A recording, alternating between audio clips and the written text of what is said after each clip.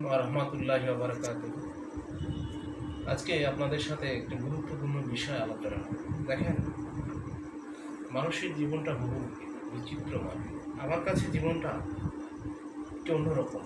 আমি এই জীবনটাকে এইভাবে ভাগ করি, সেটা হচ্ছে মানুষের জীবনে কিছু পর্ব থাকে অথবা পিরিয়ড থাকে। যেমন ধরেন, একটা সাইকেল আকারে ঘুরতে থাকে জন্ম থেকে মৃত্যু।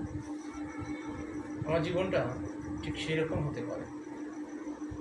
একটি জীবন থাকে একজন সন্তানের শিশু অবস্থায়, একটা পিরিয়ড থাকে শিশু থেকে কিশোর অবস্থায়, ছাত্র অবস্থায়, অর্থাৎ ছাত্রত্ব থাকাকালীন তার একটা জীবন থাকে, বিশ্ববিদ্যালয়ের জীবন, এটা একটা আনন্দঘন মুহূর্ত থাকে। এরপরে আরেকটা জীবন আসে, বিবাহ পূর্ববর্তী জীবন, অর্থাৎ একজন মানুষের জীবনে একটা পার্ট আসে, সেটা বিবাহের পূর্বে সে জীবনটা থাকে স্বাধীন। আমার মতে তাই মনে হয় যে একটা স্বাধীন জীবন থাকে। এই সময় সে তার নিজের মতো করে ঘুরতে পারে, পৃথিবীটাকে দেখতে পারে, সব কিছু একটা অসীম কল্পনা থাকে। এরপরে আর একটা পার্ট আসে বা পর্ব, সেটা হচ্ছে বিবাহ পরবর্তী জীবন। এর মধ্যে আবার ভাগ রয়েছে। বিবাহ পরবর্তী জীবন হচ্ছে বিয়ের পরবর্তী 6 মাস।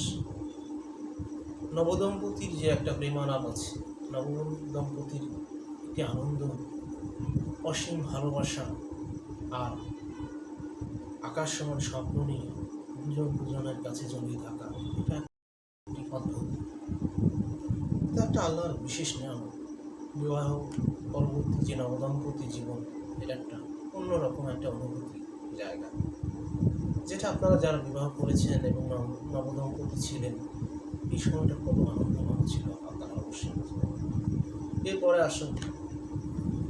এরপরে বিবাহ পরবর্তীর মধ্যে পিতৃত্ব স্বাদ গ্রহণ করার একটা যে সময় আসে, অর্থাৎ পিতাদের সময় এবং পিতা হওয়ার পরবর্তী সময়। দেখেন, একজন পিতা হলে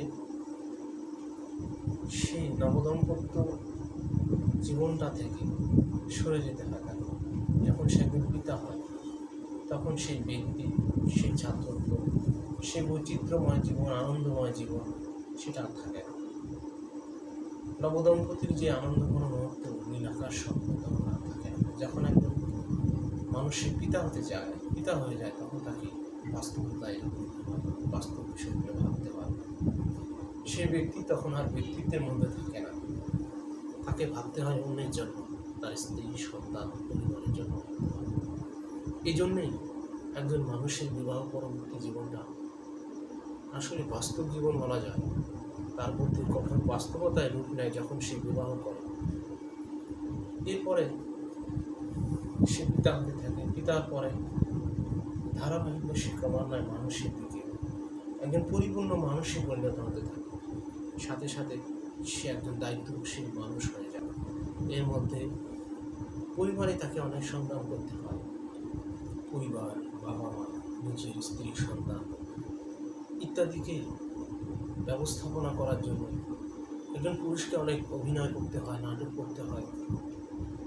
ভিতরে দগদগে ক্ষত, যে ক্ষত কখনো শুকাবার নয়, এই ক্ষতগুলো তার মধ্যে থাকে। যে ক্ষত, দগদগে ক্ষত রেখে একজন পুরুষকে সামনের দিকে এগিয়ে যেতে পারে, পিছনে কখনো যেতে পারে না।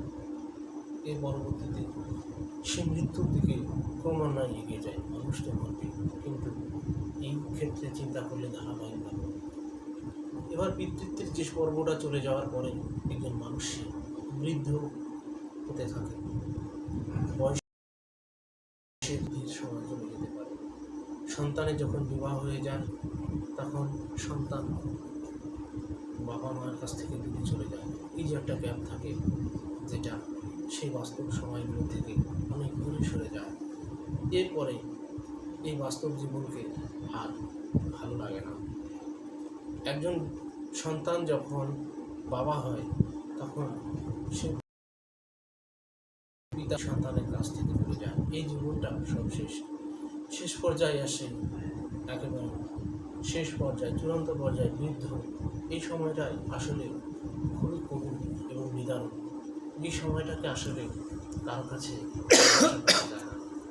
এই সময়ের জন্য অনেক কষ্ট করতে হয়।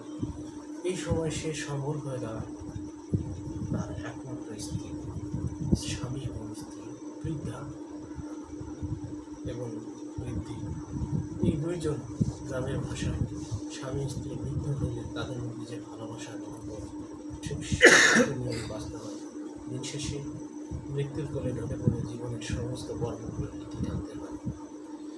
আর পুরুষের সেই দগ্ধকে ক্ষত হয়তো আর শুকায় না।